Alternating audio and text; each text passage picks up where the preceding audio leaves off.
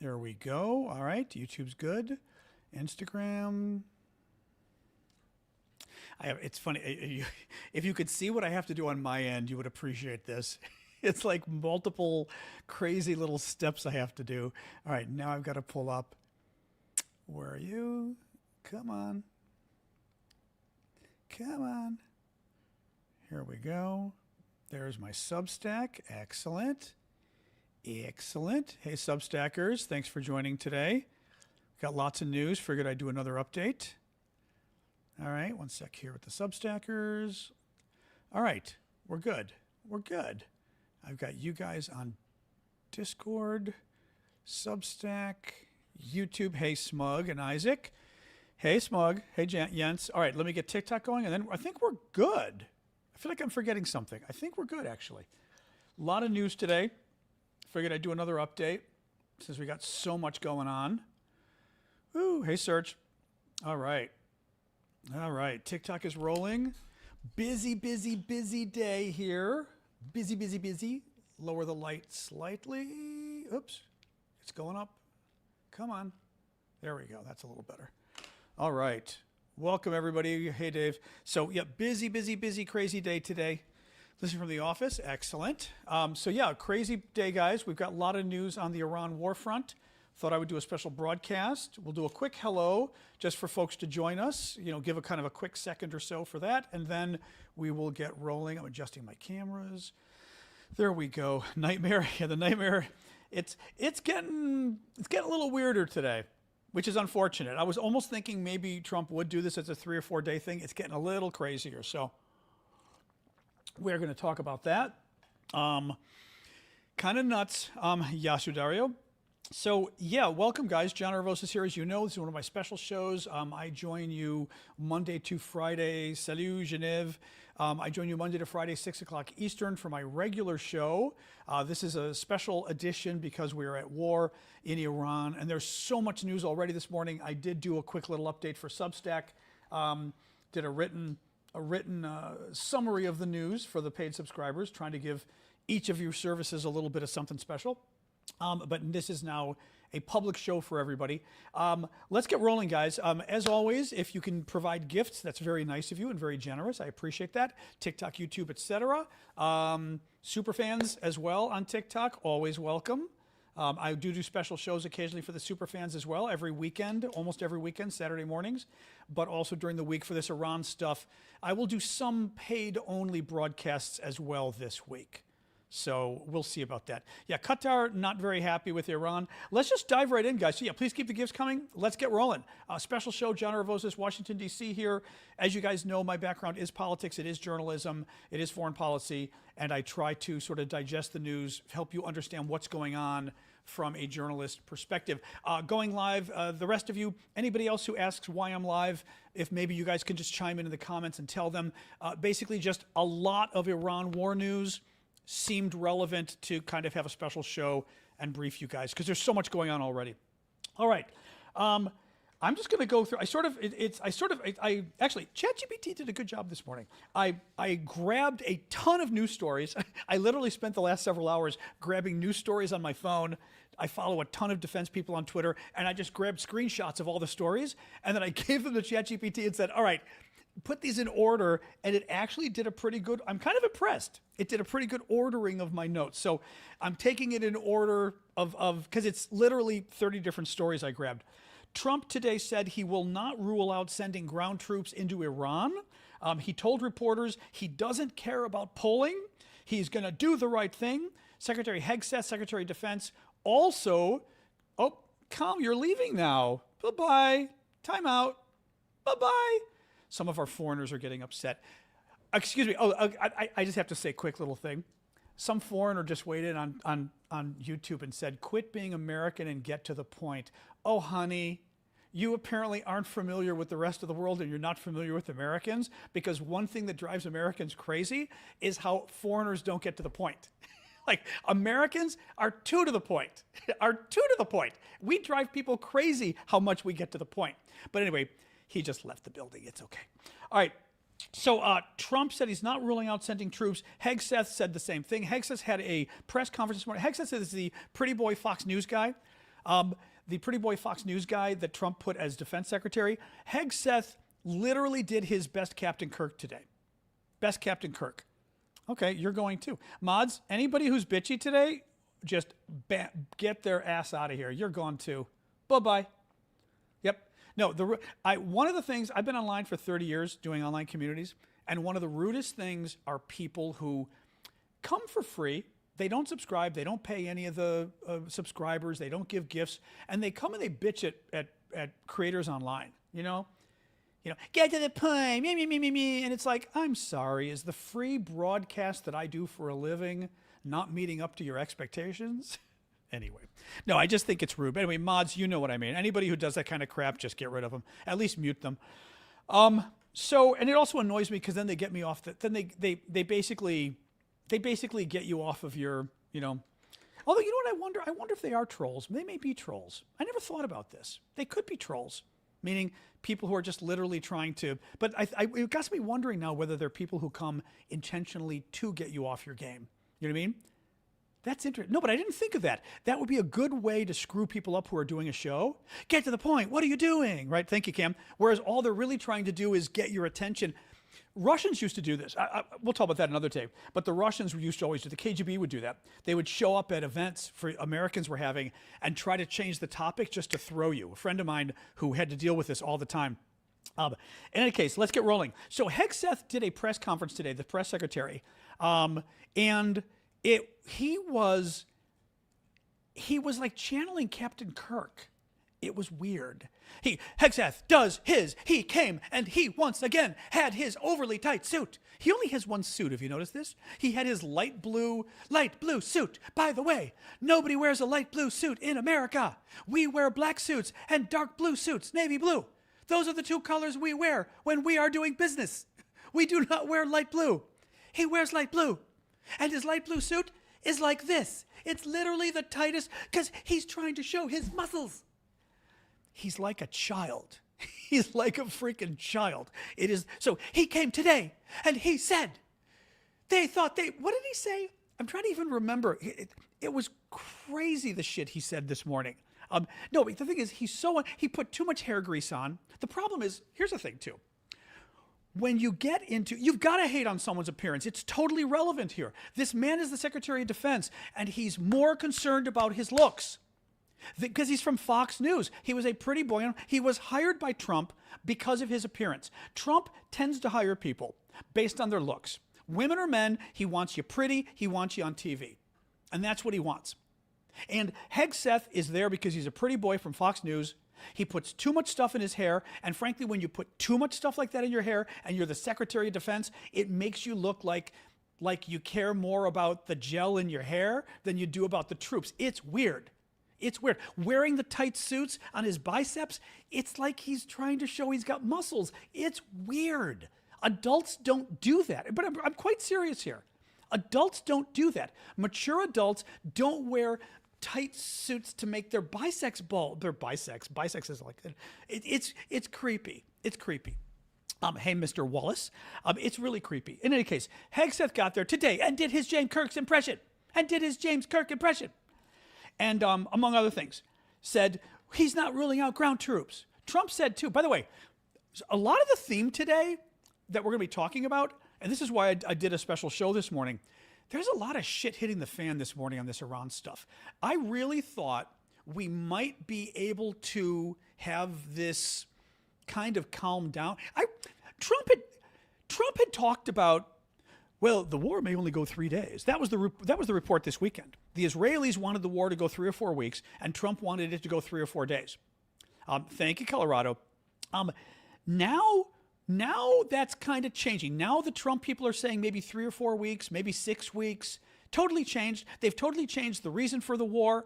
Iran is attacking all the Gulf state allies. Iran is attacking the oil and natural gas infrastructure in the Middle East. Iran is shutting down the Straits of Hormuz. Iran is attacking the Germans and the Brits. The French may be moving in troops. I mean, it is turned into, it is not turned into a shitstorm. It is this close from turning into a shitstorm. In terms of, I honestly thought there was a chance that this could stop in 3 days, that maybe Trump would say, you know what, we've blown them up enough, right? It is it is getting very dangerous. Hezbollah is now getting involved. Hezbollah in Lebanon is now attacking Israel. So now we have another front in the war there. I mean, it is quickly turning into, we had 3 U.S. fighter jets crash in Kuwait. Get this, because the Kuwaitis shot them down. The Kuwaitis, our allies, screwed up in a friendly fire incident and shot down 3 of our F-15Es, costing $30 million each. $100 million in planes went down. Thank God, 3 of them. Thank God our troops are okay. The troops in the planes, the service members jettisoned. There were like 2 per plane.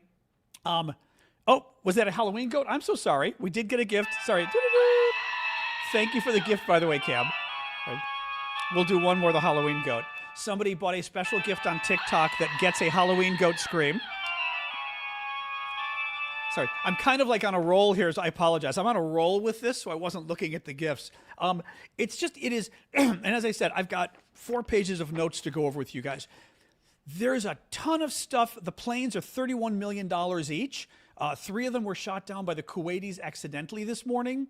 That's almost $100 million worth of U.S. aircraft destroyed this morning in a friendly fire incident where the Kuwaitis accidentally shot them down. That happens, but still, right? It's still not, and I'm dropping things as we talk here. What did you do? I always do this, there it is. I always do this where when I'm doing the show, I'm holding a paperclip. And it just helps me concentrate when I'm talking to kind of hold my paperclip, and then I drop it, and it totally throws me. So yeah, there's a lot. I'm about to go through this. I just gave you the big summary. There's a lot of, oh, it is snowing. That's very funny. Queen just said, is it snowing there? And I was like, what are you talking about? It's not snowing. It's snowing. Well, they said it might snow. It's actually very pretty snow. Oh, wow. They said it might snow today, but it's not supposed to stick. But it's actually very pretty big, squirrel, I know. It's very pretty big snow, though. Oh, I like that. This may be our last snow. We're getting into the 70s all week. I'm in Washington, D.C. But we're getting into the 70s. I mean, it's going to be gorgeous here this week, like shorts and T-shirt weather. I'm focused, Terry. Relax, relax. Hey, this show, you are not watching CNN. You are not watching ABC. You are not watching Fox News. This is us hanging around. We're having fun. We're trying to watch what the latest is. I'm a foreign policy expert, but you know what? This ain't exactly Fox News. We hang out, we talk, we notice the snow when it's pretty. And my dog, by the way, as well, my dog is going to be speaking at some point today because that's what she does. She takes over it's not News Nation either. It takes over the show. So take a chill pill, deal with the fact. And by the way, it's kind of pretty that it's snowing. And you know what? With everything else going on in the world, I don't really mind that it's kind of pretty with the snow. So take a chill pill there. All right. Yeah, no, I'm glad somebody mentioned it, though. I love snow. But it is our last, probably our last snow of the year. All right. Let me start going through the details now, okay? Let me start going through the details. I gave you the summary of all the news, why I think things are looking a little scary here. So Trump, as I said, says he's not going to rule out ground troops. He's not ruling out ground troops.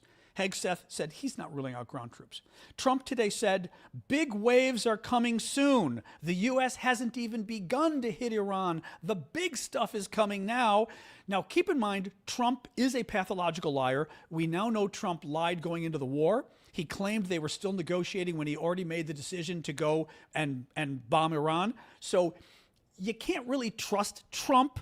This is the problem with Trump. He lies about so much that you really don't know kind of what's coming next. He claims bigger attacks are coming. We do know that today there are definitely bigger attacks happening across Iran. There are now attacks on police headquarters, secret police, all of these guys. Initially, they're going after missile silos, things like that, or missile supplies, things like that. Now there is a much more concerted effort today by the Israelis and the Americans to basically blow up Iran to, again, regime change. To go after the parts of the regime, the secret police, this kind of stuff that are used to oppress the people.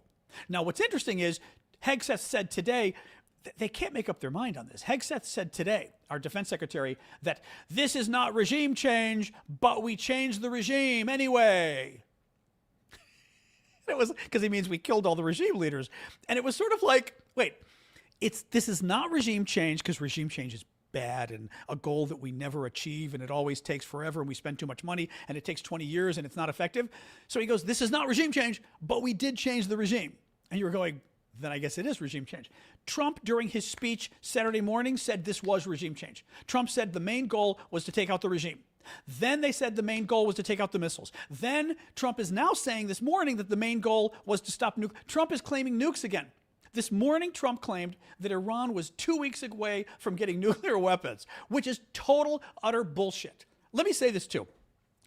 I am one who says we cannot let Iran get nuclear weapons. Absolutely, positively, if Iran was about to get nuclear weapons, I would say we go in and we stop them. Absolutely. So, I mean, I am very hawkish on this stuff. But he's lying. He's lying. Iran was not about to get nuclear weapons. How do we know this? Because Donald Trump told us. Last June, Donald Trump said he had obliterated. Thank you, Gene. Very cool. Oh, that's a very cool gift. I don't think I've seen that before, the wavy lights. Thank you. Last June, Donald Trump, when he attacked Iran, said, we have obliterated Iran's nuclear program. Obliterated. It is gone, and he said it is never coming back. Remember?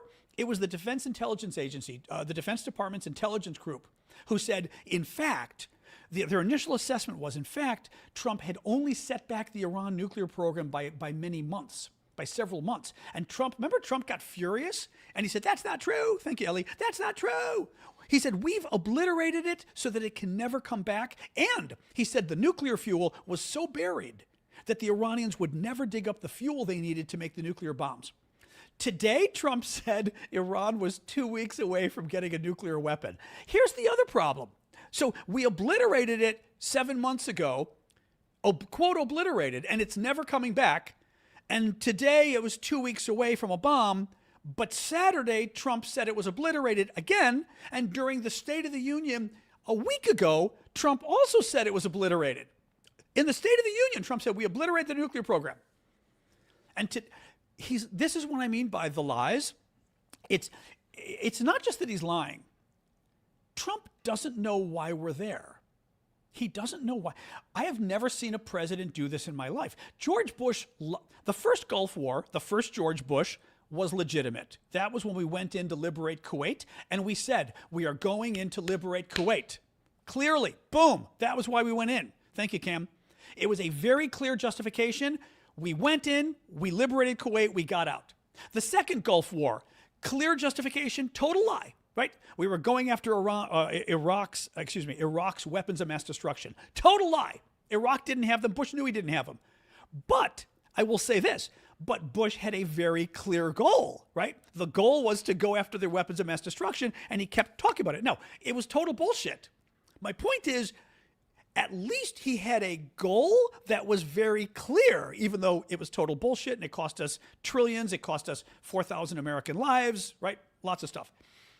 Now you get to this war, and they've said, we're going after Iran's nuclear program. We're going after their missiles. They claimed on Saturday, senior administration officials, senior Trump officials claimed on Saturday that we had to go in because Iran was about to strike U.S. troops in the region. They were moments away from, we knew that Iran was preparing to fire on U.S. military bases in the region, and that's why we went in.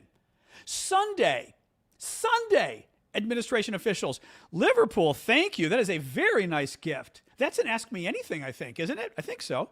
You're allowed to ask me anything-ish, as I say, for that one. Yep, that's what I thought. That's a question. What's your question, Liverpool? Liverpool on TikTok just bought a very nice gift that buys them a question. Not that you guys don't get questions anyway. Sorry, I'm waiting here for Liverpool's gift.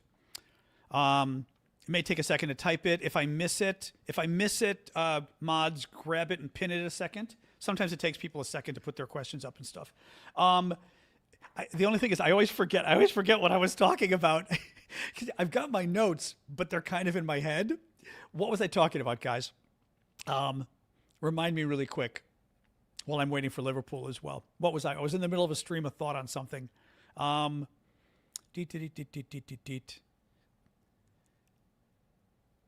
Justification for the administration. Oh, yeah. Oh, hey, Mike Johnson.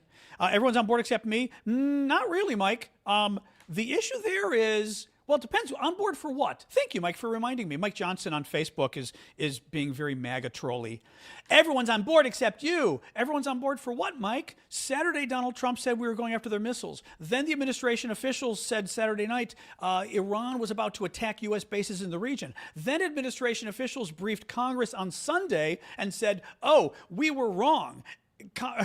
Iran was not going to attack U.S. bases in the region, which means Trump lied the day before. Then Trump said we obliterated Iran's nukes. That's not why we're going in. Today, Trump said, oh, I'm sorry, Iran is 2 weeks away from getting a nuclear weapon. That's the reason we went in.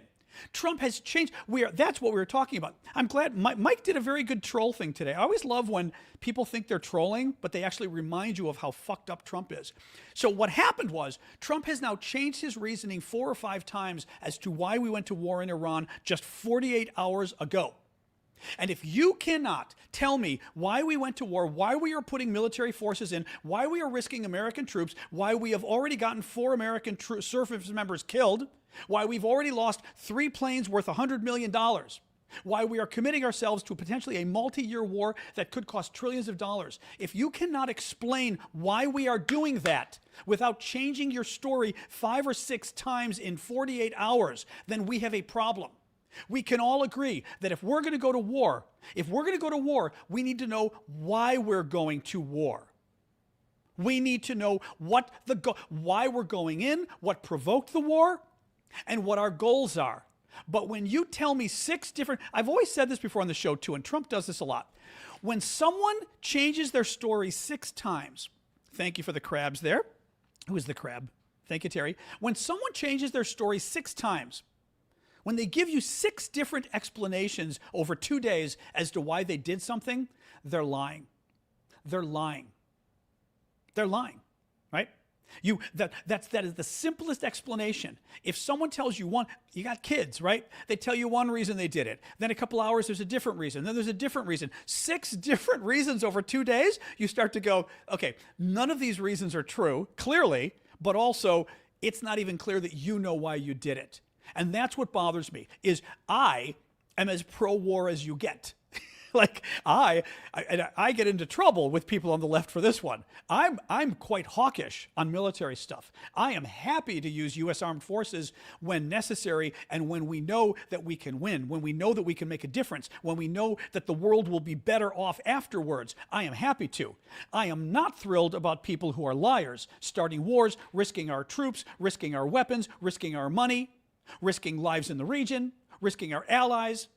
I am not happy about them doing that when they don't even know why we're there, when they can't even tell us why we're there, when they keep changing the story as to why we're there, and when they don't even know what the goal is, right? Are we trying to get rid of the nukes? Are we trying to get rid of the missiles? Are we trying to get rid of the government? My God, regime change alone.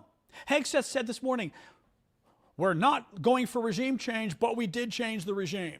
Well, actually, Donald Trump said on Saturday that the whole goal was regime change. We were trying to overthrow the Iranian government. So which one is? Oh, and then that got fucked up too. Listen to this. Listen to this.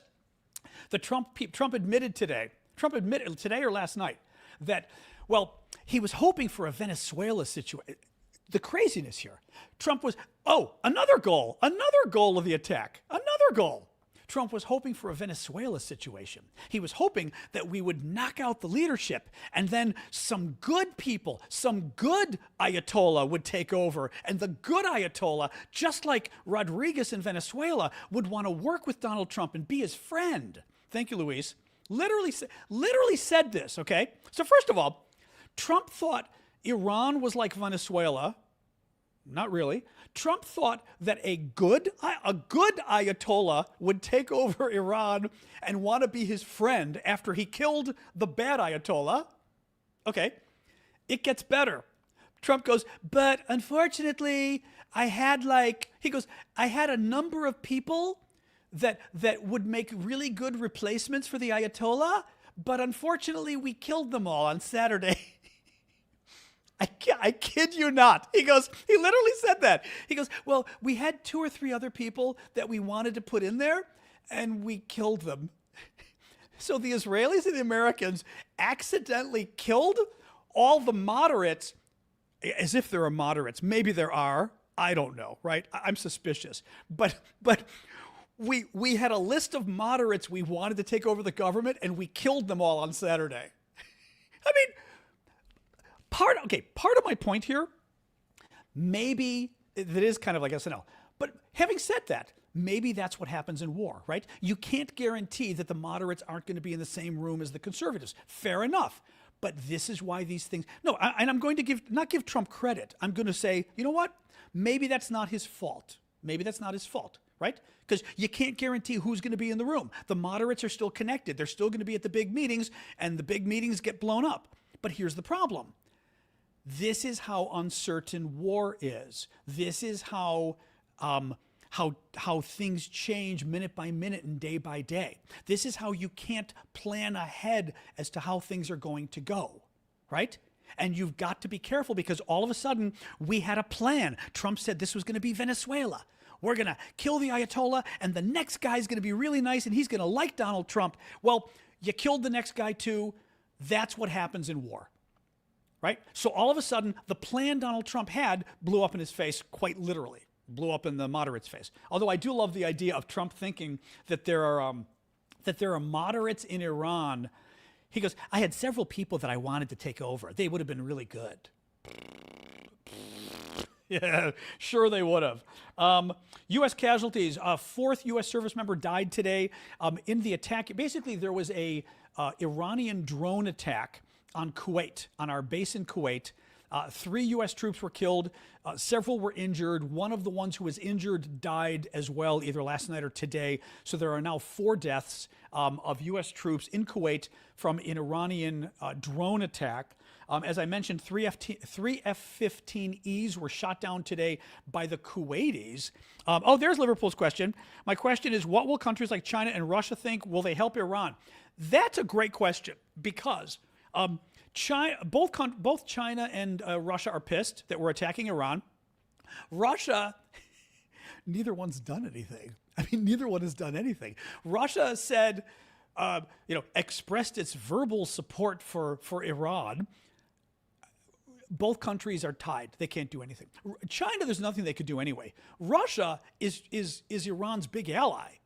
Russia isn't doing jack because Russia can't do jack. Russia is, as Lustful just said, Russia is a little busy in Ukraine with a war that they're bogged down there, and the Russians can't do jack. So you've got the Russians now where Syria, Russia's biggest ally in the Middle East, Syria starts to get overthrown. Do the Russians come in and help? No.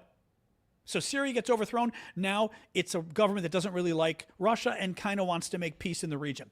Venezuela, Russia's biggest ally, well, tied for biggest ally next to Cuba. Okay, Venezuela gets overthrown. The Russians go, that wasn't very nice. Now you've got Iran, Russia's last remaining huge government ally in the Middle East. Maybe not last. I don't know, maybe Yemen's got some ties, right? But more or less, you've got certainly Russia's most important ally in the Middle East. They're now getting the shit blown out of them by America and Israel. And Russia, Putin, literally, all Putin did, Putin said, this is the best part. Anybody who's been following Ukraine will appreciate this. You don't launch wars on your neighbors and try to kill the government. That's wrong. Putin launched a war on his neighbor and has tried to kill Zelensky like 10 times at this point. But that's all Putin could do. That's all he could do was say, this is wrong. So yes, to answer your question, the Russians and the Chinese have not done anything. And it's actually that's been a very good part of this war, is to see how powerless they've been. Now, here's the only problem. If you're China, it starts to get very interesting about what's going on with Taiwan. Now, generally speaking, China, it was thought, was several years away from attacking Taiwan. China wants to take Taiwan back. China was several years away from attacking Taiwan because they weren't militarily ready to win the war if they did it, because they know they'd have to take on the U.S. as well. If you're China, you're looking at this and going, well, okay, this gets interesting. China may not have all the weapons it wanted to go to war with Taiwan and the United States, but now the U.S. has fewer weapons. Now the U.S. has spent so many weapons beefing up Israel, beefing up Ukraine, and beefing up well, not just beefing up, firing them at Iran, right? That all of a sudden, if you're China, you go, I'm going to recalculate, right? My calculation that said I needed 4 years to build up enough weapons to take on the U.S. was based on what the U.S. had 2 years ago, not what the U.S. has today after beefing up Israel and after blowing the crap out of Iran. Twice. The U.S. has a lot fewer weapons today than we did a year ago because we've already had 2 wars with Iran.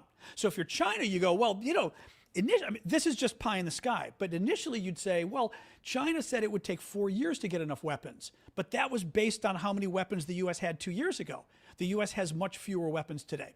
So is China looking at this and going, hey, first of all, the U.S. is easier to beat now than they were 2 years ago? Yes. Doesn't mean we're easy to beat, but we're easier because there's fewer weapons. B, is the U.S. preoccupied in a war that could go on for years in the Middle East? Yes.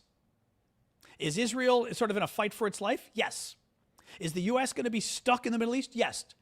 If China were to start a war with Taiwan right now, would it be very difficult for the U.S. to fight a war in Taiwan at the same time it's fighting a war against Iran? Yes. And then, if you really want to make it fun, the Chinese and the Russians get together and say, hey, Russia, why don't you go after Eastern Europe, the Baltic states, Poland, grab some land that you want. China will go after Taiwan. And what are the Americans going to do? Are the Americans going to now fight a war in Europe, a war in Taiwan, and a war in Iran? No. Now, I'm not saying that's going to happen, but those are one of those scenarios you've got to be worried about. Now, the Russians, you know, I'm less worried about that because the Russians, I think, are going to be a problem in a few years. I think right now the Russians are still not in great shape, right? So, you know, because they've spent so much in Ukraine, they've had so many deaths, they've lost so many weapons, I don't think Russia's in a position to really attack. Oh, the dog is up. Hello, you. Is in a position to really attack Europe right now, but it gets interesting, right? All right, let's keep going here. Hormuz, shipping, energy shock. Oh, all right, you want to go walk around a second? You're going to go check out the snow? I know, it's not great. Not great, no? I know my dog. My dog wanted to go wander on the balcony, but she can smell the snow because my dog is like, she's the weather dog, and she could smell the snow. She looked out the door and kind of went, and then walked back in. Straits of Hormuz. Okay, let me, where's my, oh, here it is. Let me get my other iPad and show you guys a map. All right. Here we go. Let me get you a map of Iran and the region. All right. And show you the Strait of Hormuz, which Iran is currently shutting down. All right, here we go. Okay, I'm going to show you like a big map and then zoom in, okay? So this is the big map of the region. Glasses. I did have a coffee before the show, in case you can't tell. I do talk fast, but today's even faster. I wanted my coffee before the show started because I didn't want to get like, you know, caffeine in the middle of the show or get caffeine headache. So this is the map. This is Iran here. Saudi Arabia, Oman, Yemen, India, Pakistan, Afghanistan, Syria, Iraq, Iran again here. Iraq, Syria, Turkey, right? Greece is over here, North Africa, Egypt, Libya, just to give you a sense, right? So this is the Eastern Mediterranean. Cyprus over here. Israel right here. Cyprus, Jordan, Syria, Iraq, Iran, Saudi Arabia. Now, here's Iran. Notice this is Iran. Notice the waterway here, the Persian Gulf, and then going into, what is this, the Arabian Sea. You start to zoom in. This is Iran, Oman, UAE, Dubai, Qatar, Bahrain, Kuwait, Saudi Arabia, all the oil countries here, right? All the oil countries on the south of the waterway. On the north of the waterway is all Iran. My mic isn't in the way, is all Iran. Notice what's going on here. There's this little spit by Dubai, UAE. This little spit is maybe 5 or 10 miles across. All the shipping, all the oil coming out of these countries, Kuwait, right, Bahrain, Qatar, UAE, even the Saudis, all the shipping, all the oil coming out of these countries, also liquefied natural gas, LNG and oil, coming out of these countries has got to pass through this little area south of Iran to go out to the rest of the world.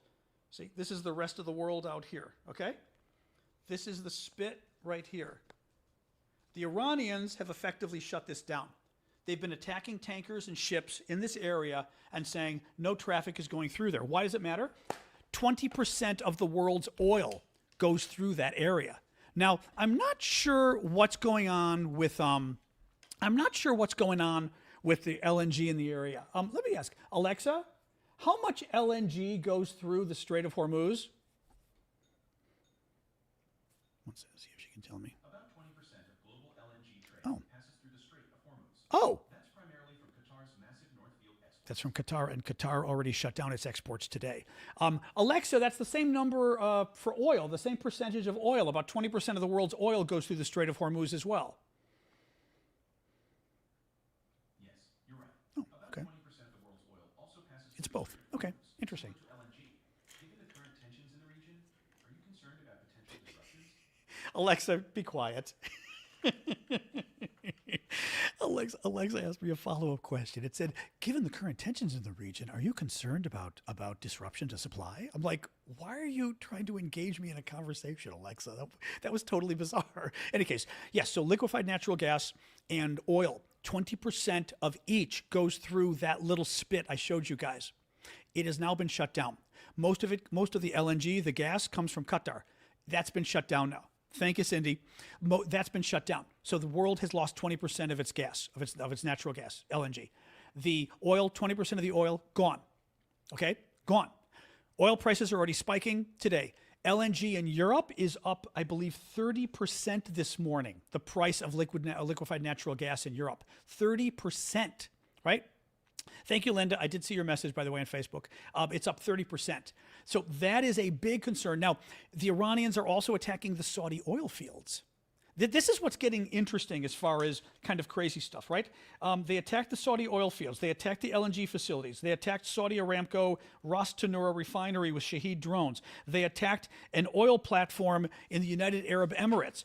What the Iranians are trying to do is they are trying to basically make the pain so great for the rest of the region that they tell the Americans to stop. The problem is what they're also doing is pissing off the rest of the region. There was a joke I read the other morning saying that Saturday morning, the Middle East woke up pissed at America and Israel. Saturday night, the Middle East went to bed pissed at Iran. Because basically, the Middle Eastern countries were like, what are you doing? Why are you rocking the boat? And then by the end of the day, Iran had attacked all its Middle Eastern neighbors that they basically said, screw you. That's what's going on here. Now, Iran going after the oil and the gas production in the Middle Eastern countries means what happens next for Iran's own production of oil. Iran must have gas too. Sorry, guys, I'm not a Middle Eastern energy expert. I know they've got tons of oil, of course, but I'm assuming Iran has natural gas as well. Alexa, how much natural gas production does Iran do, if any? Iran produced about 266 billion cubic meters of natural gas in 2023. Okay, they do. Most of it is used domestically. Most of it's 15 to 20 billion cubic meters. Oh, most of it's used domestically. Okay, interesting. Okay, so most of it's used domestically, but that still makes a tempting target. So what we've got is the U.S. and the other the U.S. especially, would not want to go after Iran's energy in principle because Trump would not want oil prices to spike. Now, Europeans especially don't want natural gas prices to spike. They use a lot of that. We use a lot of oil. We don't want oil prices to spike because that becomes very expensive. Trump is worried about inflation at home. Well, he's not worried, but Republicans are worried. Trump has been blowing off inflation and saying it's cured. Republicans are worried because prices have been very high in America. What gets interesting is, the thinking is, with Iran now attacking the Saudi oil fields, the Saudis may turn around and attack Iran's oil fields in order to say, that's enough, no more. Now, Saudi Arabia has the ability to pump out more oil. So they could attack Iran's oil production. They could attack Iran's export facilities. They could attack Iran's refineries. They could attack Iran's oil pumps, right? The stuff that gets the oil out of the ground. If they could hopefully solve the problem of that causing prices to go up worldwide by Saudi Arabia pumping more oil itself. So basically, there's no change in the supply. You blow up Iran's fields, the supply goes down. Saudi Arabia pumps out more oil, supply goes up. So then hopefully prices don't change. Now, prices will probably, hey Etzel, prices will probably still go up though, because turmoil, right? Fear in the market might make people price in and say, you know what? We're not sure what's going on with oil. Let's make it a little more expensive, right? So that's a possibility. A little bit more here. The Washington Post reports today, U.S. military leadership is concerned. The mood is described as intense and paranoid in the Pentagon, with anxiety that the fighting could extend for weeks and further stress limited U.S. defense stockpiles. One key point raised, it can take 2 or 3 interceptors to ensure an incoming missile is stopped. Those interceptors can cost, well, it depends actually. The interceptors like Patriot missiles could cost $4 million apiece. The Iranian drones could cost, $10,000, $100,000, or the missiles could cost maybe a couple $100,000, I believe, whereas the Iranian missiles could be several $100,000. Our missile to stop them could be several million. And we are now helping use those missiles to stop attacks on our Iran, but also on our allies. What else we got? Trump administration, let me see here. Hello, what's the matter? Oh, you want to try again? All right, go give it a try. The dog has decided she's going to brave the cold. Give me a second here. Axios notes no modern president has ordered military strikes against as many different countries as Donald Trump, saying he's attacked 7 nations, including 3 that had never previously been targeted by U.S. military strikes, and he authored more individual airstrikes in 2025 than Biden did in 4 years. Actually, let me show you this chart that Axios put out showing how many airstrikes Trump has done, how many acts of war Trump has done compared to Biden over the last several years. So check this out, okay? This is Trump here. This is Trump. See, you can see how high the green goes. This is Biden. This is all Biden. Actually, Biden, you get Biden. So Biden did a little bit here, and then this is Trump, where it goes to the roof, right? So you got Trump. First of all, Trump's first term, still more airstrikes than Biden. So Trump goes up to here. Biden goes up to here. Trump goes up to here.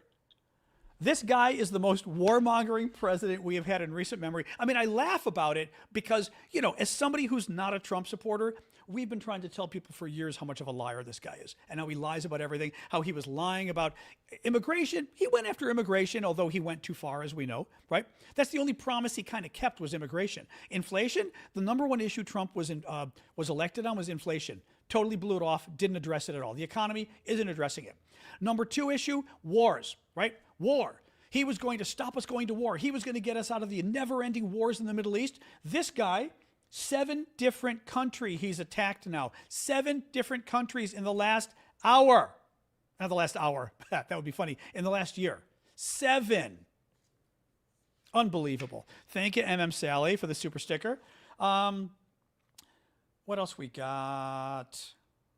Oh, Russia. Interesting. So one thing, America's been using some Shahed drone knockoffs. You know how the Russians were basically buying and then creating some of their own drones that the Iranians gave them.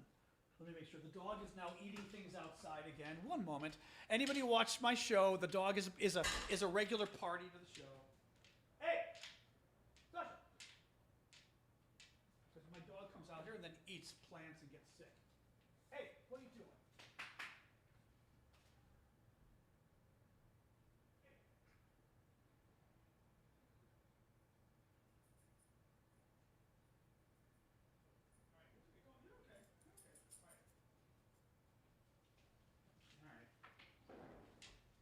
Just making sure. My dog likes to eat.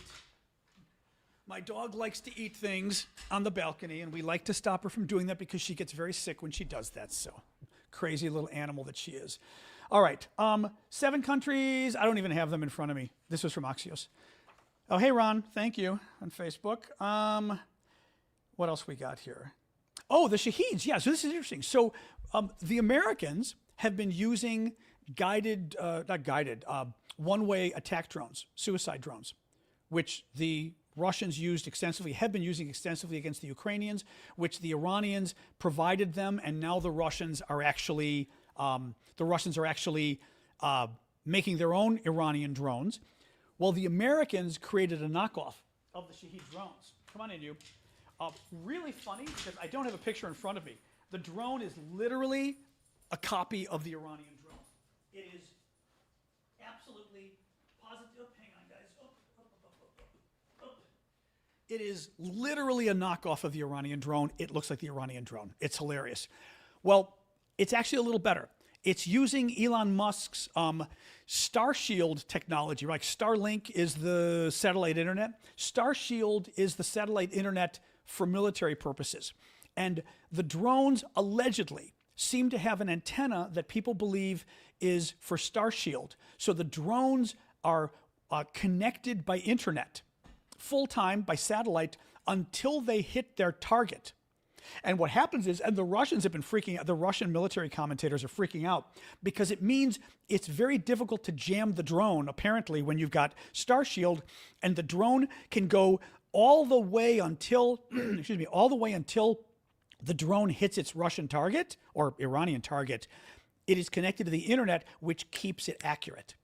And these are much more accurate than the Russian drones, and they're much harder to jam than the Russian drones. So the Russians were kind of crapping their pants right now, watching this and saying that they are far behind. Ironically, the Russians are far behind the Americans in drone technology, which is absolutely wild. Now, let's see how many we can produce. Let's see how much they cost, blah, blah, blah. But I know, send them to Ukraine, no kidding. So that was very interesting. Israel appears to have used some iron beam technology. Iron beam, I may have the video here, I can show you. TikTok doesn't like, this is not a war video, so it's okay. I try not to show videos of things blowing up and things because TikTok doesn't like that, so we do not show that. But there is some really cool video of Israel apparently using, lasers, energy lasers, things like that, to blow up incoming Iranian either drones or missiles, maybe drones. Check this out. Hold on, here we go. So that coming off the ground is apparently the Israeli laser fire coming in and shooting the drones that are coming in. Yep, let's see if it starts again. Otherwise I can start it again.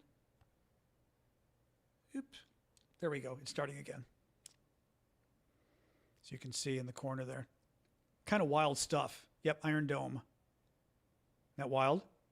Now, what's interesting is if they were using their missiles, the missiles they use to shoot down their Iron Dome, which is the missiles, the Israelis have the missiles, the shield, the missiles cost between $50,000 to $100,000 each. Every single interceptor they fire to shoot down an incoming drone or missile or whatever costs $50,000 to $100,000 each shot. Allegedly, every single laser fire costs a couple pennies. Now, ASAX is saying $2. I saw somebody yesterday said pennies. $2 would still be very cheap. So we're seeing different reports, but an Israeli yesterday claimed it was pennies. But $2 would still be crazy. Even $2 would be nothing, right? $2 compared to $50,000. They basically said all you need is the electricity. Now, I don't know whether it's all you need because who knows how much electricity it needs, blah, blah, blah, right? Like if you were to try to do it nationwide, but kind of amazing stuff. Absolutely kind of amazing. What else we got here? Rubio. So Marco Rubio had briefed members of Congress earlier this week about the impending war. Rubio told the senior members of Congress, Republican and Democrats, on Tuesday that Israel was going to attack Iran anyway, even if the U.S. didn't join in. That is interesting. I would say kind of obnoxious too, because Israel basically, because Israel basically knew the U.S. was going to come anyway. If Israel attacked Iran and Iran attacked Israel, then the U.S. would have had to get involved. I thought that was kind of obnoxious, frankly. If that's true, that's obnoxious. That Israel's like, well, we're going to start a war in the Middle East because we know you're going to get dragged in anyway. Now, I'm kind of a supporter of Israel, but nonetheless, that kind of stuff pisses me off. The regime change stuff we talked about. Oh, Hegseth decided to take a shot at our allies today. Hegseth defended Israel or praised Israel and then attacked the UK and the rest of our European allies today because they didn't support us enough in the war. These guys, we're in a war that could go on for decades, that could cost trillions of dollars. It's already costing American lives. and our Secretary of Defense is already attacking our allies in Europe. You know, Trump. So final point here. Listen to Trump. Journalist Jonathan Karl was at CNN. He might be at ABC now. I forget where he is. Karl says this morning that he quoted Trump. He talked to Trump by phone. And he said, Trump described the killing of Ayatollah Khamenei, who was the religious leader of Iran that we killed, or the Israelis killed, in personal terms. Trump says, I got him before he got me. They tried twice. Well, I got him first, referring to a number of plots against Trump, including a 2024 Iranian plot to kill Trump when he was a presidential candidate. What is interesting is, again, Trump changing his story. The Trump people told us that Israel went and took out the Iranian leadership. America had nothing to do with it. Because also I believe it's illegal under American law. I know it's illegal under American law to assassinate heads of state of other countries. Trump is now claiming, I got him before he got me. I got him first. Yeah, that's our boy. All right, that is it for the update. We can hang out until I will get my my iPad and look at any kind of breaking news going on. But I wanted to give folks an update for the last hour on what was going on because there was a lot of news up. Thank you, Sally. That gets you a goat if you like. If you like. What else do we have? I've got Charlie Kirk. What else have I got here? I'm trying to see what other, what was this from? Oh, that was the attack on the oil fields. I don't have too much else to show you here. No, videos. Part of the video problem is I don't like showing, I will be on at 6 tonight, 6 o'clock Eastern, as always. But yeah, I don't like showing sort of the videos of things blowing up because TikTok gets upset about that. So we try not to upset our overlords. Oh, sorry, which goat did you want? Who was that bought the goat gift, the Galaxy? Yeah, Cyprus, the Iranians have attacked Cyprus a couple times. There is a British base on Cyprus, on Akrotiri. We do have a lot of people. Hey, TikTok. Welcome, TikTok. I didn't see how many of you were here today. Do follow me on TikTok. I'm covering this stuff regularly. I'm a foreign policy expert, journalist in Washington, D.C., lawyer. Been here for far too long, decades. And I do this show as basically trying to help people understand what's going on in the news from Washington, D.C. perspective, American, of course. But I do have my show every Monday to Friday, 6 o'clock Eastern for free. So join me tonight at 6 o'clock for the obviously we're covering Iran, the war. And I will do some other updates for paid subscribers as well. Oh, hey, Nicosia, Yasu, Pavlo, who is it? Elena, Yasu, Elena, Tikanate. Elino Americanosime. Are there any bases in Greece? We've got something in Cyprus. I'm trying to, not Cyprus, we've got something in Crete. We've got Crete, but I'm trying to remember, do we have other bases still in Greece? We used to have a lot more. We've got Crete, which is very important. What else do we have in Greece? I don't remember now. If anybody knows. Cyprus is the big British. Oh, no idea. Okay, I'll surprise you. Well, you know what? Oh, if it's your first time. You know what? Then we will give you a special, thank you, Al, a special goat gift. Oh, you know what? Ooh, what we could do. Hello. Let's do this.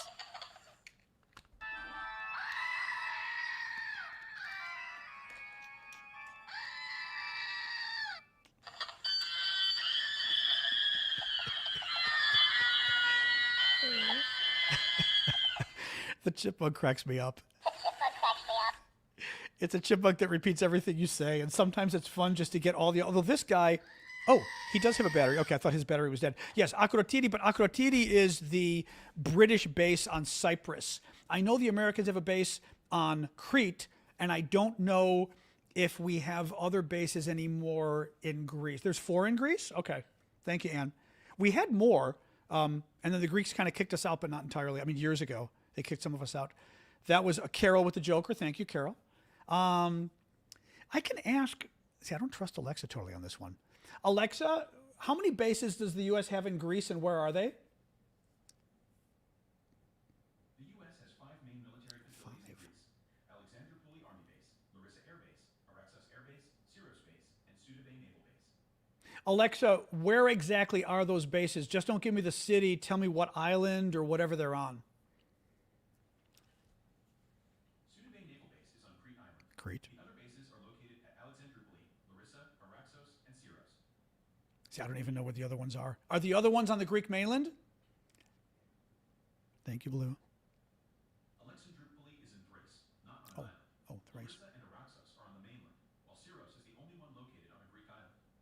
Oh, Syros. I don't know Syros. We've got like, Greece has got like 6,000, what is it, 6,000 islands? It's some insane amount of, not in Syros. There's like some crazy amount of islands. Greece has got thousands of islands, so I can never remember. I'm Greek and I never remember them all. Anyway. Oh, interesting. U.S. Air Force uses Akrotiri, but not officially. That I did not know. That's interesting. Oh, it's literally thousands of islands. Yeah. Do I think this will end soon? I don't know. And I say that because there were initial indications that Trump wanted this to end in a few days. And now we're launching bigger attacks. We're now going after the secret police and all these other internal headquarters that are used by the Iranian regime to oppress the people, as if we're trying to now we're trying to foment an uprising. The Iranians are going after oil and natural gas facilities in the region. They're attacking Saudi Arabia. They're attacking Qatar. That now puts international energy at risk, which means the U.S. is going to be fighting back even more. It's becoming, today things got much more complicated and much scarier in terms of much less of a chance of this being short as of today. As of today, it got bigger and it got longer.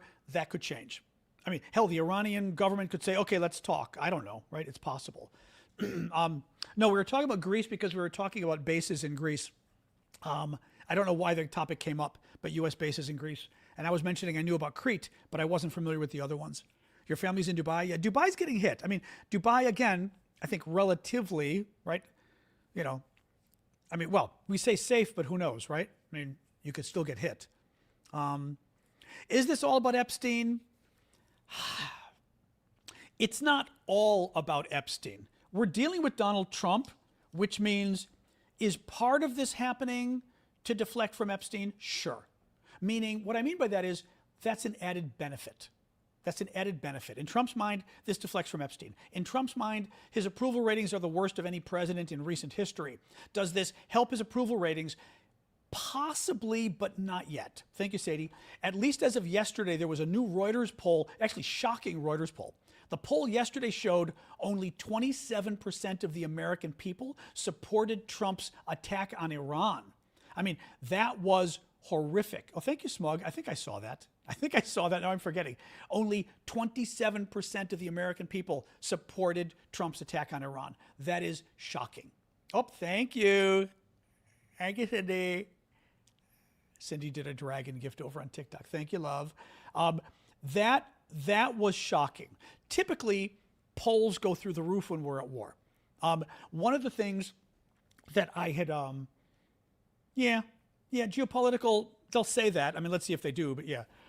One of the things that typically happened, George Bush, the first George Bush, the good one, the first George Bush, when we invaded Iraq to kick them out of Kuwait. That was the good war, and it went well, and it was justified. Iraq invaded Kuwait and literally wiped out Kuwait. They said, you're now part of Iraq. You don't exist as a country anymore. We went in with 90, how many? Alexa, how many countries were in the coalition of the willing in 1991 when we went into Kuwait?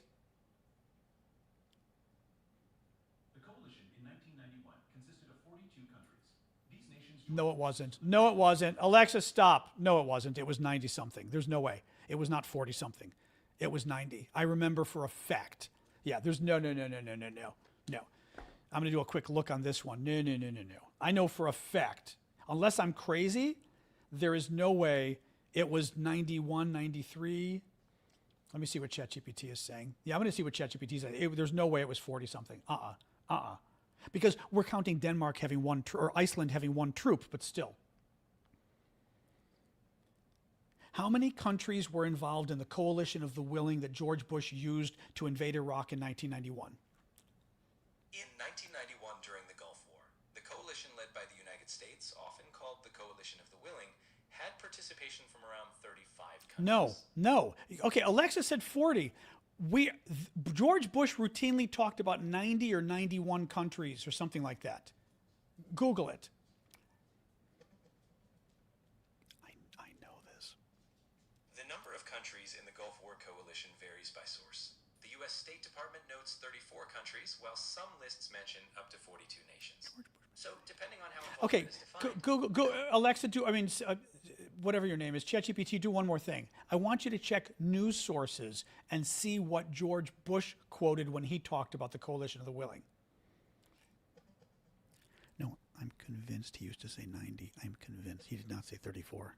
There's no way. when President George H.W. Bush spoke about the Gulf War coalition, he didn't specify an exact number in his major speeches. However, historical sources generally list around 42 countries. Okay, interesting. Does anybody else remember this? No, the world's got 180 countries, 190 or something. Does anybody else remember this? I remember Bush specifically 91, 93 countries, something like that. Oh, I could be wrong, but MJ, I've got too much of a memory of this one. That's why it's bothering me, because the number was such a specific number and it was such a high number. Yeah, 40, interesting. I remember it being 90 or 91. Yeah. Anyway, that's fine. But either way, it's a lot. Yeah, but, well, because the thing is, Iceland send one troop. Yeah, 195 nations in the world, exactly. Just pulling this up, although I'm not going to be able to find it now. 49, it's saying. Okay, I still remember more, but that's all right. That's all right. All right. 49. All right, I remember more. That's crazy. All right, list. No, that's the wrong one. That's the wrong one. Wait a minute. I'm using the wrong year. Coalition of the Willing was 2003. Coalition Iraq Forces, 1991. Hang on here. That's the problem. I think it's giving us the wrong year. No, it's still saying 42. Okay. 42 countries. All right, I'm giving it up. Oh, thank you, Liverpool. Oh. What is that an Ask Me Anything? I can never remember. I never remember. Is that an Ask Me Anything, Liverpool? I think so.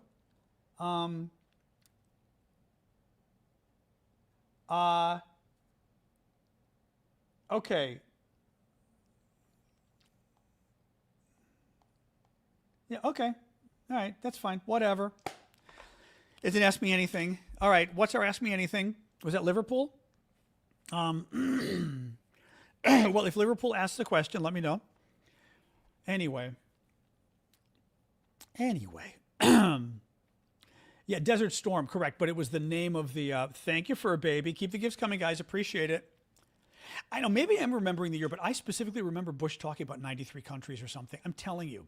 I'd have to do a news search of the era, but I absolutely remember Bush saying that. And honestly, though, it could have been Bush talking about support we got, like maybe they didn't send troops, right? They sent a helicopter, who knows? But I'm telling you, I remember that. Any case, why is Dubai a target for Iran? Iran is trying to sow as much chaos as possible to make America stop, right? If Dubai gets hit, if Qatar gets hit, if Saudi Arabia gets hit, they tell America, look what's happening. You attacked Iran and now our hotels are getting blown up. Our tourism is getting shot down. Our oil fields are getting blown up. Look what you did, America. Why did you do this? That's the goal. So far, it seems to just be pissing off the other Arab countries against Iran. My dog's doing a cameo here for the YouTube, etc. folks, here for you guys.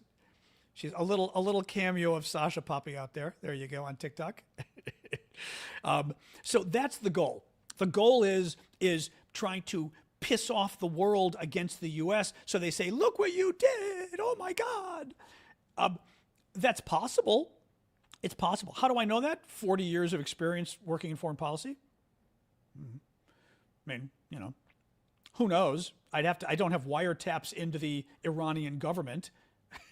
But you this is why I do this show. You use your expertise and you extrapolate. It's kind of like saying, how do you know your kids are doing what they're doing? Because you know your kids. You study this stuff for 40 years, you learn something. How does Sasha get on the couch? She has a ramp. She used to just jump. Now she's got a ramp because she's getting older.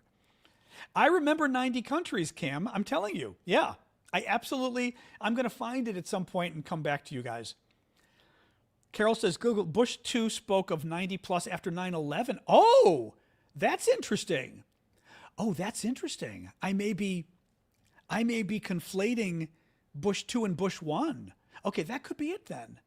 Oh, interesting. Okay, interesting. Anyway, guys, so yeah, let me pull up Twitter and see. Yasupano. Let me pull up Twitter and just see what other news. I follow a lot of interesting defense types on Twitter. Basically, I watched the news for 3 hours this morning and grabbed a bunch of it to update you guys. So pretty much we were up to date as of an hour ago, but things may be less up to date. Okay, he's up to date. Let me get these guys here. Oh, I've got a defense list on Twitter that's getting bigger now. Matt Walsh. So Matt Walsh is a big MAGA influencer. He's a jerk, but he's a big MAGA influencer. Matt Walsh today. So far, we've heard that although we killed the whole Iranian regime, this was not a regime change war. And although we obliterated their nuclear weapon program, we had to do this because of their nuclear weapon program. And although Iran was not planning any attacks on the U.S., they also might have been, depending on who you ask. And although we're not fighting this war to free the Iranian people, they are now free, or might be, depending on who seizes power, and we have no idea who that will be. The messaging on this thing is, to put it mildly, confused. That is the point that I have been making, is not only is the messaging all over the place, but you have huge MAGA influencers like Matt Walsh who are saying, what the F is Trump doing? That's the thing. So it was, but Anne from Scotland, are we talking about Bush 2? Was that then the second Gulf War? But that was 9/11. Okay, so that was 9/11. Okay. Okay, that's why. Okay, so I was right and I was wrong, but I was right. I was remembering something correctly, but I was attributing it to the wrong Bush and the wrong Iraq War, anyway, or the wrong war. So I was wrong. But you know what I mean. I knew there was something there that was sticking in my head. More news here. Oh, that's wild. Okay, now keep in mind, videos nowadays, God only knows if they're real. I trust some of these sources I'm getting stuff from. Helmet view of an Israeli Air Force F-16 pilot dodging Iranian surface-to-air missiles over Tehran. So Israeli F-16 pilot evading surface-to-air missiles over Iran. Okay, quick, but... Oh, hello. I was just reading the script. All right, what else we got here? Oh, the Israeli Defense Forces published it. So it's as real as it gets in that regard. Ship traffic through the Strait of Hormuz has fallen almost 85%. This was a week ago, the Strait of Hormuz. Remember, I told you that little area, this is Iran, that little area south of Iran, Dubai, UAE, everything else right here.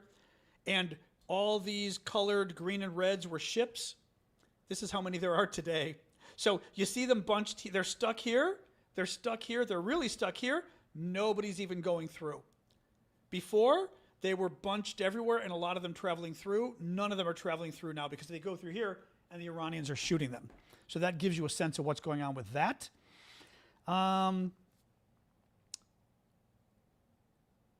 Interesting. So regarding the 3 U.S. F-15s shot down by Kuwait in friendly fire, Jim Sciutto, who is a brilliant CNN national security anchor, says this is no small thing, and raises questions about communications and deconfliction among allies. 6 U.S. pilots were put at risk in one go. The point here is 6 U.S. pilots survived, but they easily could have been killed by Kuwait, by an ally. Oh, warhead puts the world into a nuclear winter. I don't know what you mean by that, Liverpool. I don't know what you mean. What do you mean?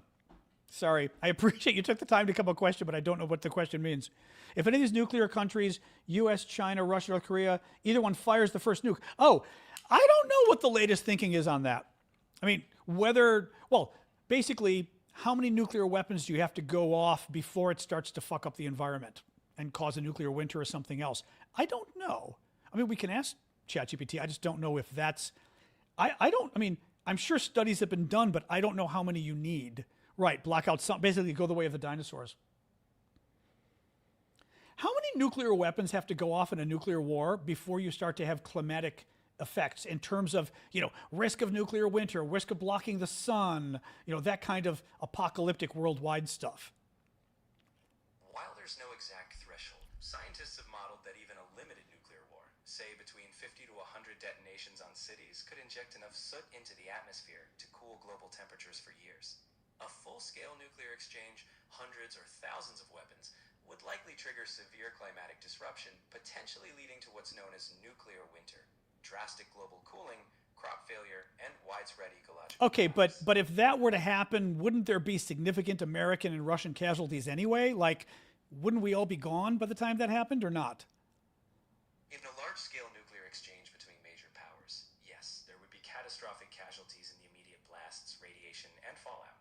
The direct human toll would be unimaginably high in the US, Russia, and any other targeted areas. But the climactic effects, like a potential nuclear winter, would extend far beyond the initial combatants. Even if not everyone is gone, the aftermath would affect global food supplies and ecosystems, impacting survivors worldwide. Okay, so there you go. All right. That's so, it would have to be a decent attack or decent fight to start causing nuclear winter, but yeah. France announces increase in number of nuclear warheads. I saw that Macron announced sort of a new nuclear policy today, but I didn't see what it was. I just saw that he had given a speech about a new nuclear policy. Interesting. What else we got? Hang on here. All right, sorry, but you're about to get, yeah, I don't think so. Somebody's quoting Muhammad on YouTube. Yeah, I don't think you're hanging around. Hang on. Oh, female pilot who was just shot down by friendly fire, ejected, and is still smiling and unshaken. This is allegedly a real video. U.S. female pilot who was shot down by the Kuwaitis and was still in pretty good... You're fine? Really? You need something to help you? No problem, you're safe. You're safe. Everything good? No problem. Thank you for helping us. Everything perfect? I mean, okay, can I just say, you kind of have to love, too, the Kuwaiti. The Kuwaiti is going up to make sure she's okay and says, thank you for helping us. I mean, it is, it's like making me tear. It is kind of sweet. I mean, and I love the fact that she's totally like, because Hegseth, remember all the nasty stuff Hegseth has said about women in the military? This woman is unflappable. This woman's like, she got shot down. She's like, I'm fine, right? Thank you, Just Max. But I also love the Kuwaiti saying, thank you so much for helping us. That's sweet. That's really wild. Wow. That's pretty cool. I may have to... See, I have to save that one if I can't. I don't think I've got my, I don't think I do. No, I have to install it on here. Shoot. All right, I'm going to send this to myself. I've got some sort of program that I can save. I can save videos on Twitter sometimes. All right. That's funny. France offers to station nuclear weapons in Europe for the first time. Wow. Jim Shudo says this is one glaring consequence of Europe's declining confidence in U.S. nuclear umbrella. I mean, that's great. I've said this, unfortunately, Europe is now, and by the way, anybody who thinks that's a good thing for America, France is now taking over nuclear shield for Europe instead of America. That means in the future, America has less leverage. For example, right now, look what happened with the war. We just went to war. The chairman of the Joint Chiefs of Staff said that we were at greater risk because our allies were not on board. Our troops were at greater risk. The mission was at greater risk because our allies in Europe are not supporting this war effort. Why are the allies in Europe, thank you, Max, not supporting the war effort? because Donald Trump pissed them off. Donald Trump attacked the allies. Donald Trump said the allies didn't matter. Pete Hegseth, Donald Trump's pretty Secretary of Defense, said again this morning that the allies don't matter. Well, guess what happens when you say the allies don't matter, right? You say the allies don't matter, and the allies say, fuck you. And that's what they said today when we went to war.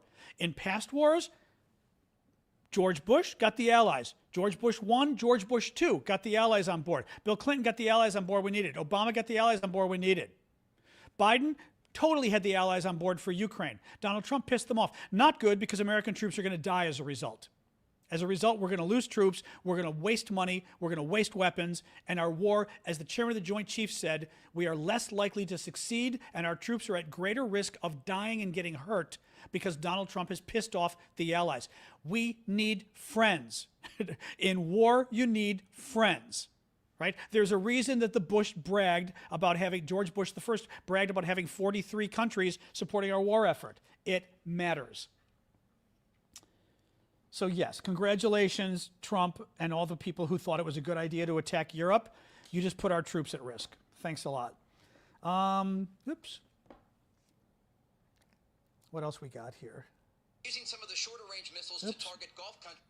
Greece F-16s have arrived to assist in the defense of Cyprus. Qatar shoots down 2 Iranian jets. Tactical bombers. The shorter range missiles to target Gulf countries, along with cruise missiles and drones. But the fact that they sent these Su-24 tactical bombers to try and hit Qatar is a significant escalation. And again, we can report at this hour that according to Qatar's defense ministry, both of these jets were shot down. Wow. The Iranians shot down, the Iranians sent 2 Soviet-era bombers. The Iranians sent 2 Soviet-era bombers to attack Qatar, the neighboring Arab state. They sent 2 bombers to attack them, and the Qatarians shot them down, which is great. But this is how screwed up is what the Iranians are doing.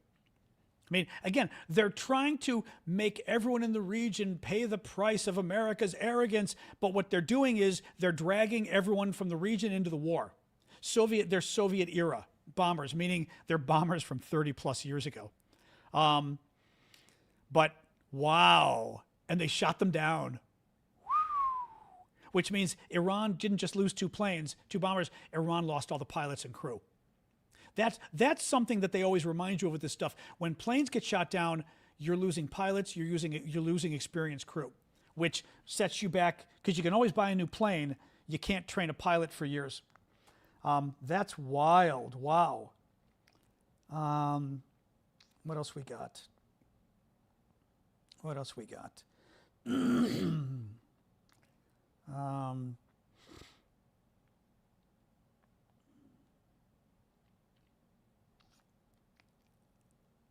Oh, this is funny. The Pentagon is clarifying the U.S. military objective. We've changed our objective, folks. Breaking news. We now have a new objective in Iran. The Pentagon is clarifying the U.S. military objective: degrade Iran's military capacity and its ability to project power beyond its borders, particularly its missile capacity. Because we were told repeatedly that we were trying to overthrow the Iranian government, and Trump said we had to stop them from getting a nuclear weapon in 2 weeks. Now, they're not even talking about nuclear weapons. Now they're saying we want to degrade their military and their ability to project power beyond their borders, especially missiles. I mean, again, we keep changing we're only 2 days into this, and we keep changing the mission. That is very scary. I mean, if you don't know why you're there, good luck winning a war if we don't know why we're there. Exactly, 6 objectives in 48 hours. If you don't know why you're there, how do you fight if you don't know why you're there? How do you bomb targets if you don't know why you're there, right? You bomb different targets if you're going after missiles, if you're trying to overthrow the government, if you're trying to destroy the nuclear program. They're different. Just an expert lack of empathy. How about you? And by the way, being an expert does not make, being a veteran does not make you a military expert. Lots of famous people in history were in the military and they didn't know shit. Being in the military is very praiseworthy. doesn't make you an expert on military strategy or war or foreign policy. I always chuckle when people like to pull that crap. Have you been in the military? It's like, why? I mean, you could be like, what's his face? J.D. Vance was in the military. He was a secretary, basically. J.D. Vance was a reporter in the military. That was it. That was it. He was a reporter. He typed press releases, and he pretends he was a Marine and he was an expert in Iraq. He was a press guy in Iraq. Yeah, yeah. I am a foreign policy expert. We're talking foreign policy right now. I know more about foreign policy than any of you complaining, I guarantee. What else we got? What else we got?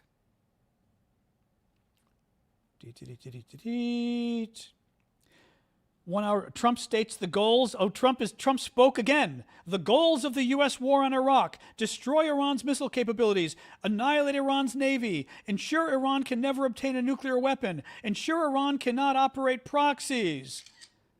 Again, that's lots of various things there. That's a lot of different stuff there. Yep. Well, I'm sharing this with myself so I can check it out later. All right. Boom, boom, boom. The American military says it struck Iranian naval drone carrier Iris Shahid Bagheri during the opening strikes on Iran. The Iranian regime, beep, beep, beep, beep. Trump today said, we have right from the beginning projected 4 to 5 weeks, but we have the capability to go far longer than that. Probably don't. We'll do whatever. Somebody said the president will get bored. I don't get bored. There's nothing boring about this. Dude, seriously? What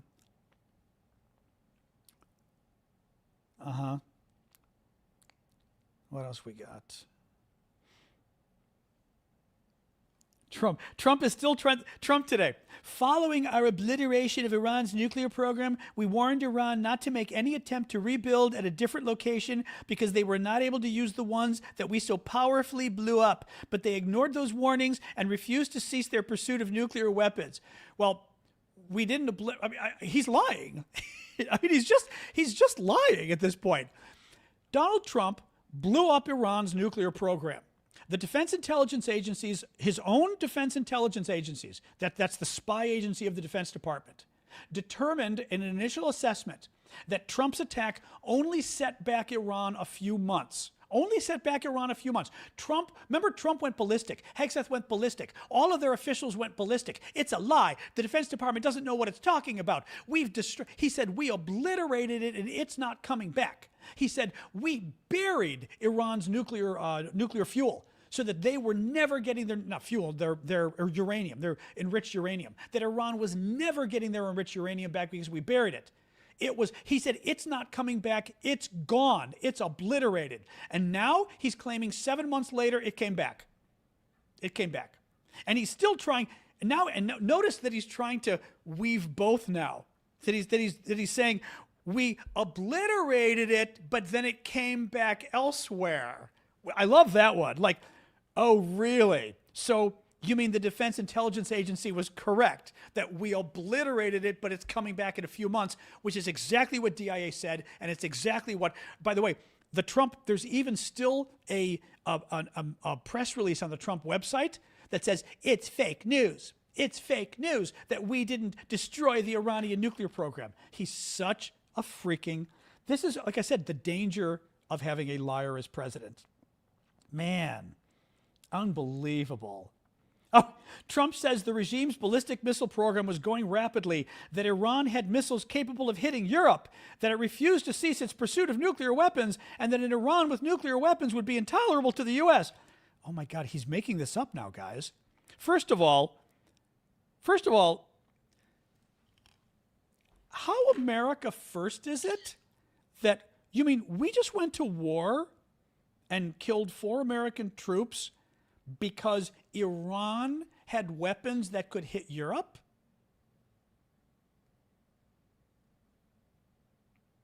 We just spent billions of dollars in this initial attack. We lost 4 U.S. service members. We've lost countless weapons. Oil prices are now going up. Natural gas prices are going up.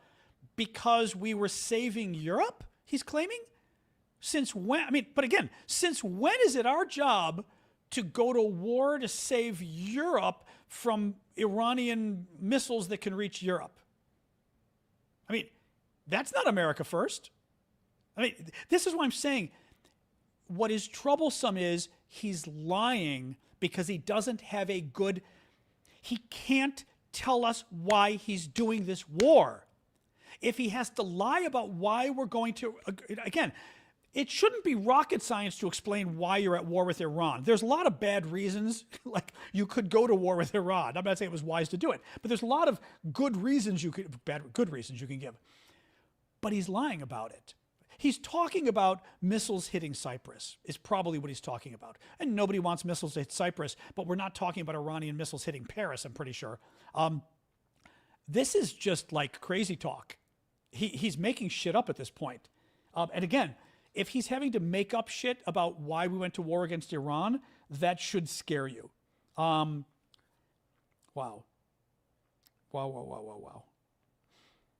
Lindsey Graham is now saying Lindsey Graham yesterday, there will be no American boots on the ground. Trump today, I don't have the yips. I don't have the yips with respect to boots on the ground. Like every president said, there will be no boots on the ground. I don't say it. I say probably don't need them, or if they're necessary. So Lindsey Graham yesterday said no American troops on the ground. Trump again reiterated today, maybe.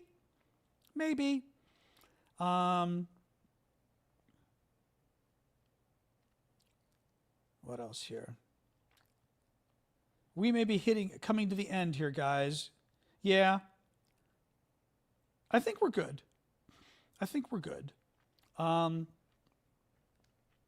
got enough for now. I'm going to call it quits for now, guys. Thank you for joining. That's been about a good hour and a half of updates. I recorded this on YouTube, Substack. I think YouTube and Substack are the places where you can get. Actually, Twitch may have it as well for does Twitch have it on archives? I think Twitch has it on archives. We've got 2 Twitchers there. Twitchers, does Twitch save the video for like 30 days or something like that? I think.